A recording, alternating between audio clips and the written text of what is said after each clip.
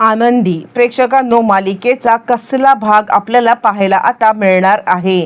मालिकेमध्ये आत्तापर्यंत आपण इकडे पाहत होतो की प्रत्येकच वेळेला इकडे मात्र आनंदी या सगळ्यामध्ये आता पूर्णपणे म्हणजे आपल्या युगंधरच्या मुलांना भेटलेली आहे, पण तरीसुद्धा मात्र आता त्यांना वाचवण्यासाठी आनंदी ठाम उभी राहिलेली आहे. तर त्यांना कुणापासून वाचवण्यापासून? तर शिल्पापासून. कारण आता या 3 मुलांनी येऊन आता इकडे असं सगळी समीकरणं बदललेत की त्यानंतर मात्र आता शिल्पा आणि विद्याधर या दोघांचं सुद्धा अस्तित्व धोक्यामध्ये आलेलं आहे. ज्या वेळेला या दोघांचं अस्तित्व धोक्यामध्ये आलंय आणि त्याच वेळेला मात्र आता इकडे बरोबर रीतीने त्यांनी ह्या तिघांना घराबाहेर काढण्याचा प्रयत्न केलाय. आता ह्या तिघांना घराबाहेर काढण्याचा प्रयत्न का केलाय, कसा केलाय, किंवा मग आनंदी त्यांच्या पाठीशी का उभी राहिले, नक्की काय घडलंय आणि त्या 3 मुलांचं मत आनंदीच्या बद्दल कसं काय बदललेलं आहे, सगळं सविस्तरपणे पाहू. इकडे आता युगंधर आपल्या मुलांना सांगण्याचा प्रयत्न करतोय, हे बघा, काही झालं तरी सुद्धा तुम्ही या सगळ्यामध्ये उगाचच म्हणजे हे करू नका. मुळातच हे काहीही झालं ना तरी सुद्धा तुमच्या आईचं श्राद्ध आहे आणि ते श्राद्ध नीटपणे पार पाडू द्या. आणि त्यावरती मात्र आता ती मुलं चिडलेली आहेत आणि त्यानंतर ते सांगायला लागतात, कसं आहे ना, या घरामध्ये मुळातच आता मात्र आमच्या आईला काही किंमतच नाही आहे. आता इकडे तुम्ही सांगताय की आता ह्या विद्याधर काकांनी या मुलीला पळवून नेलं, पण मग तिचं लग्न आता दुसरीकडे कुठेतरी लावून द्यायचं, तुम्ही लग्न करायची काय गरज होती? आणि त्यावरती शिल्पाला मात्र आता हातामध्ये मुद्दा सापडलेला आहे. शिल्पाला या सगळ्यामध्ये असा मुद्दा सापडलाय की त्यानंतर मात्र आता लगेच शिल्पा इकडे सांगायला लागते, हे बघा, मी तेच म्हणत होते. शिल्पा आता म्हणते, अरे पण हे सगळं झालंय ना, आता सोडून दे ना. यावरती ती मुलं तिच्यावरती चिडतात आणि आत्या तू तर मध्ये पडूच नकोस, कारण आता विद्याधर काकाला फूस लावण्यामध्ये जर का कोणाचा सगळ्यात मोठा हात असेल ना तर तो तुझा आहे. त्याच्या चुका आत्तापर्यंत पाठीशी घालत आली. कसंच खरं म्हणायला गेलं तर त्यांनी जर का चूक ही केलीच नसती ना तर कदाचित ही बाई आमच्या घरात आलीच नसती ना, आणि काहीही झालं तरी आता हा प्रकार सगळा घडलाच नसता.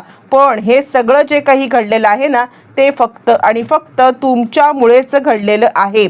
तू या सगळ्यामध्ये जर का आता म्हणजे काकाला आधीच वटणीवरती ठेवलं असतंस तर कदाचित हा प्रकार घडलाच नसता. असं म्हटल्यावर ती शिल्पा आता विचार करते, अरे देवा, हे तर उलटलेलं आहे. आणि त्यावरती मात्र आता तो सांगायला लागतो, मुळातच या सगळ्यामध्ये लग्न करून तू या घरामध्ये बसलेली आहेस आणि आता आमचं घर गिळंकृत करायला बसलेस. एकीकडे आता विद्याधरकडे मोर्चा वळल्यावरती ह्यांचा मोर्चा वळालेला आहे, तो म्हणजे शिल्पाकडे. आणि त्यानंतर युगंधर म्हणतो, हे बघ पृथ्वी, शांत बस. तू या सगळ्यामध्ये अशा पद्धतीने बोलू शकत नाहीयेस.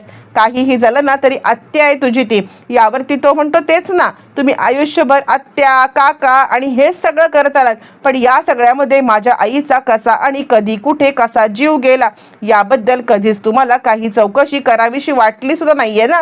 आणि म्हणूनच माझी आई या सगळ्यामध्ये अशा पद्धतीने मात्र आता तिची अवस्था झालेली आहे. असं म्हटल्यावरती मात्र आता लगेचच तो सांगायला लागतो, पृथ्वी आता बास कर.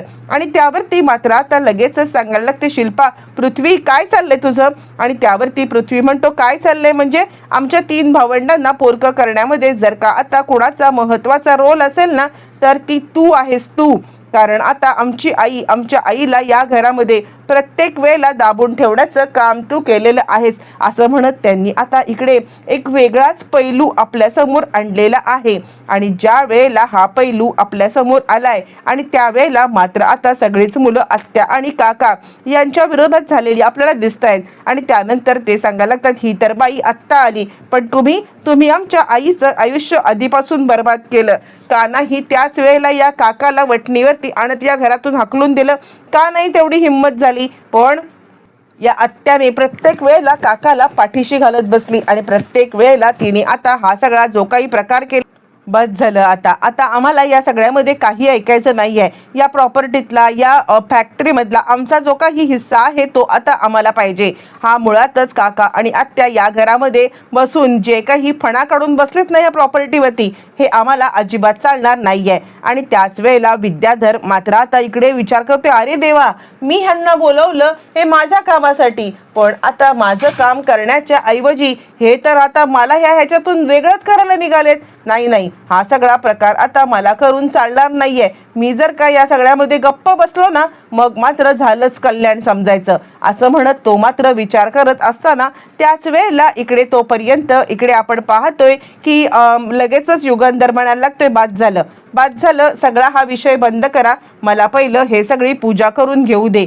कारण काहीही झालं ना तरी सुद्धा मला आता इकडे महत्त्वाचं वाटतं ते म्हणजे सध्या समिधाचं पूजन करणं. हा जो काही प्रॉपर्टी पैसा हा विषय आहे ना, हा विषय आपण नंतर काढूया.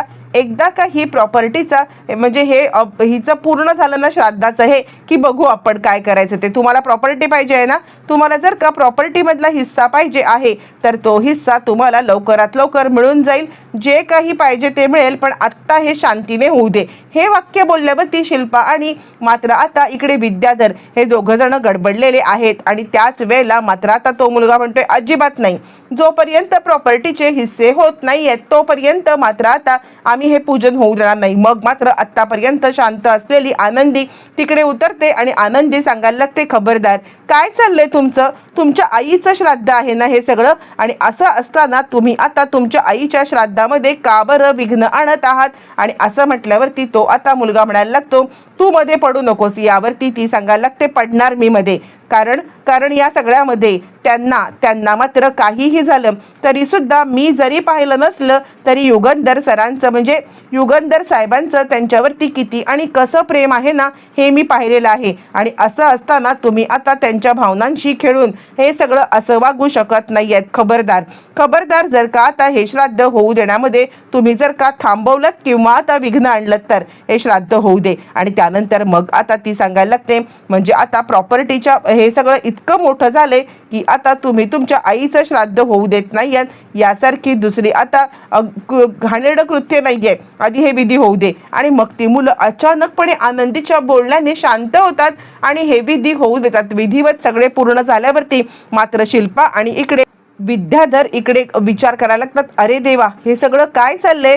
म्हणजे काहीही झालं तरी सुद्धा आपण या सगळ्यामध्ये पुरते अडकलेलो आहोत. कारण काहीही झालं तरीही आत्ता जर का दादाने या सगळ्यामध्ये हे जर का प्रॉपर्टीचे हिस्से केले तर आपल्यासाठी महाकठीण हा काळ असणार आहे. नाही, काहीही झालं तरी सुद्धा लवकरात लवकर ही गोष्ट इथेच थांबवली पाहिजे. असं म्हटल्यावरती मात्र आता इकडे शिल्पा सांगायला लागते, थांब युगंधर, सगळं झालेलं आहे ना? यावरती युगंधर म्हणतो, हो, सगळ्या गोष्टी क्लिअर झाल्यात. याला जे काही प्रॉपर्टीमधलं हवंय ना ते सगळं घेऊ दे. असं म्हटल्यावरती मात्र आता शिल्पामध्ये आलेली आहे, अजिबात नाही.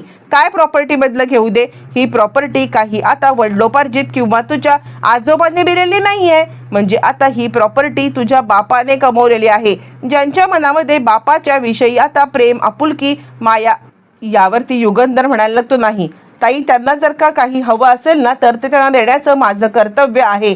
कोणत्याही परिस्थितीत मी गप्प बसणार नाही. आणि त्यावरती मात्र आता शिल्पा पेटून उठलेली आहे आणि शिल्पा सांगायला लागते, बाद झालं हा, आत्तापर्यंत मी गप्प बसले होते, कोणत्याही परिस्थितीमध्ये मी काही बोलत नव्हते, कारण जाऊ दे आपलीच लेकरं आहेत. पण या परिस्थितीमध्ये मात्र आता मी गप्प बसणार नाहीये. असं म्हणत ती पुढे आलेली आहे, जा, तुम्हाला जे काही करायचं ते करा, जा, पण या प्रॉपर्टीतला एक ठेला सुद्धा तुम्हाला मिळणार नाही. प्रेक्षकांनो, इथेच मात्र पृथ्वी आता चिडलेला आहे. मी सुद्धा बघतो की मला कसं प्रॉपर्टीतलं काही मिळत नाहीये. शिल्पा त्याच्या समोर आणि त्यांच्यावरती हात उगारायला आलेली आहे. ज्या वेळेला शिल्पा आता हात उगारायला समोर आलेली आहे आणि त्याच वेळेला तिकडे आता आलेली आहे ती म्हणजे आनंदी समोर येते आणि शिल्पाचा हात धरते, थांबा, तुम्ही असं करू शकत नाही आहात. कारण आता ते आणि त्यांचा आणि त्यांच्या बाबांचा प्रश्न आहे. तुम्ही मध्ये पडून त्यांना का हे सगळं करताय?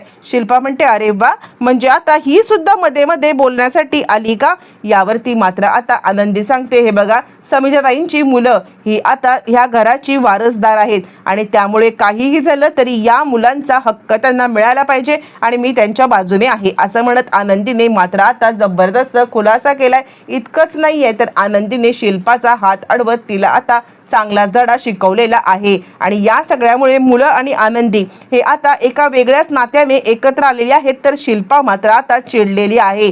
कुठेतरी ही बाई योग्य आहे आणि ही आपल्या आईची जागा घेण्याचा प्रयत्न सुद्धा करत नाहीये.